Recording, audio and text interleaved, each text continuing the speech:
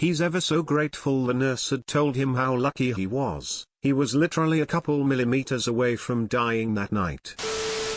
Ex-homeless redditors, what was the scariest thing that you ever saw on the streets? I was homeless back when I was 19. After a few weeks of sleeping rough, I was approached one evening by a man dressed as a priest. At this point I had no idea if he was a priest or someone out to deceive me. Being wary of the priest outfit, I straight away told him I have no interest in talking about God. What he said next has stuck with me ever since. I am not here to talk about God. I'm here to make sure you are safe. We talked for quite a while until it was dark, and that's when he offered me a bed for the night. Alarm bells were going off in my head, but he had seemed genuine, so I went with him. He drove me to a house in the suburbs and asked me to wait in his car whilst he spoke to someone. A few minutes later he returned with another man who offered to let me sleep in his garage for the night. Everything inside me was saying this is a bad idea, but I accepted as I had nothing left to lose. The garage was pretty standard: tools, workbench, etc., except in the corner there was a box spring and some blankets. There was a connecting door to the main house that the man told me he would have to keep locked during the night. He apologized but said he had kids in the house and couldn't take the risk. The priest asked if he could come by in the morning and speak to me, then went into the house of the man. I don't think I slept at all that night. I was terrified. I had no reason to be afraid of either man, as they had been nothing but nice to me. However, after living on the streets for a while, you come to learn that nothing comes for free and you shouldn't trust anyone. The morning rolled around and the most amazing thing happened. The man knocked on his own garage door to ask me if he could come in. This might not sound amazing, but when you've been living rough with zero privacy, someone asking if they can enter your space, which is actually his space, gives you a sense of being human again. Someone actually respects you enough to ask your permission. I spoke with both him and the priest every day for the 7 weeks I slept in his garage. Between them they managed to get me into a subsidized efficiency apartment, think studio apartment but a lot smaller, got me a job and helped me get my life back on track. That was over 20 years ago, and I will also be indebted to both of them. I still sent Christmas cards to the man whose garage was my home and visited him 2 years ago for Thanksgiving. Sadly, the priest passed away a few years back, but I guarantee that if there is a heaven, he got fast-tracked in. Cold weather. I thought I was going to die one night. I was so cold. I remember waking up thinking you need to move or you are going to die. This was the scariest thing for me. I ended up sleeping in buses, burning sterno. It's like jellied rubbing alcohol that burns for a good while. I would try to constantly be walking, cause if I stopped I'd probably fall asleep and die. I also sometimes rested under a bridge from time to time. One time I fell asleep under the bridge and I woke up finally feeling warm and cozy and thought it was nice to finally be able to rest. Then I realized that it's way too cold for this and I can't move without that frozen fingers, pain everywhere. Struggled real hard to get my sterno out and could barely bend my fingers enough to light it. Like my hands were nearly useless. I'm really glad I woke up. There is a drainage ditch in my area that the local homeless people tend to bed down in. A few years ago, when I found myself destitute, I spent one night down there. That night I witnessed a Molotov get thrown into another dude's spot, which led to a huge fire that ran rampant through the area. Yeah, I bought a tent the next day and started camping in the local mountains. I was just sleeping around where other guys in my city sleep, then just saw some teens stabbing one of the homeless guys multiple times, ran away from there, never turned back. My buddy is a public defender. Only for 10 years until the state pays his loans. The stories he tells will never stop surprising you. Every time we eat dinner together I always have to be reminded to close my mouth because my jaw is always on the table in disbelief of how fucked up society is out there. Bottom line, get a public defender in your circle of friends. Your dinner parties will never be lame again. I was staying in a homeless shelter that had a men's side and a woman's side. Most of the men were convicted sex offenders.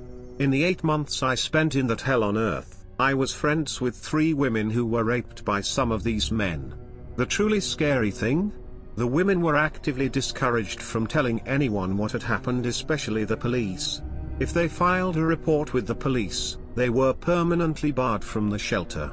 That place, one of the most celebrated in my state, regularly has the mayor and governor drop by, is the most evil place on earth. Pretty much this. I went to college with a guy who was homeless, and he said the amount of women who get raped is just staggering. The police don't care and the women just have to live with it because there is nothing they can do. He said it was worse with younger girls. Sometimes they would get picked up and would never be seen again. He didn't know if they were killed or just moved off the streets with someone. Waking up to a shotgun being pointed directly at my head. I wasn't truly homeless but had no money or bank card and was trying to get back to my parents following nearly being strangled to death by my ex. The actual fight happened whilst we were out, so I had no spare clothes. I'd left my wallet at his, and only had a dying phone on me. I tried getting money for a train but only really managed enough for a bus fare to the next town and decided to try hitchhiking. Late into the night I gave up and managed to sneak into a barn where I was able to get comfortable enough to sleep. Turns out I didn't close the door enough and the farmer found me in the morning after taking his gun to investigate. He woke me up, I think he coughed loudly, with the gun pointed at me, and I nearly shat myself. He asked me what I thought I was doing in his barn, and quizzed me on how I got in. He asked to see my arms before he lowered the gun and he started chatting. He was quite nice though, and after talking to him for a while he took me back to his house and fed me and let me have a shower. Lots of stabbings and rapes. I was stalked by a gang one night on my way home from work. I still have no idea how I wasn't raped or mugged. Once I woke up suddenly to a not homeless man holding a huge knife staring at me inside the abandoned building's basement I was sleeping in. Once he noticed I was awake, he asked if I was Russian. I said no and he said he was looking for a different girl, gave me $20 and left. I had been homeless for a couple weeks now and had made friends with this couple. They seemed pretty chill but had a bit of a drinking problem. Anyway, one night I was sleeping, could hear some commotion going on, couldn't make out who it was or what was going on. Until my buddy comes and sits on my sleeping bag, blood pumping out of his neck, like full on every time his heart beats. It would splurt out, not under huge pressure but it was pretty bad. I asked him what happened and he said he thought his missus had cut his throat with a Stanley blade. He was so drunk he was not aware of how bad his injury was, and insisted I did not call an ambulance. So I called the police and they called the ambulance. I see the dude a couple days later, still homeless, scar on his neck. He's ever so grateful the nurse had told him how lucky he was. He was literally a couple millimeters away from dying that night. Edit, I'm no longer homeless, this all happened about 6 years ago now. I no longer speak to him, this is another long story. She was arrested but not charged. Last year she committed suicide, so she's no longer with us. I'm a woman in my early 20s. Not my brightest decision, but I slept in my car for several weeks, when I was completely out of money. Every night I parked in a small cul-de-sac. As far as I knew, the area was office only, so I didn't take anybody's parking lot, and in the morning I left. I worked a lot, so usually I slept like a log. One night though I woke up, feeling anxious for some reason. I looked up and saw a softly illuminated window right above me. Nice, warm light as if from a grandma bedside lamp. I freaked out a bit and fumbled for my keys. I better sit the rest of the night out at McDonald's or something. Then I noticed a silhouette not far away. A man was standing still and watching me. He didn't knock on my window glass, didn't try to talk or anything. He was just watching.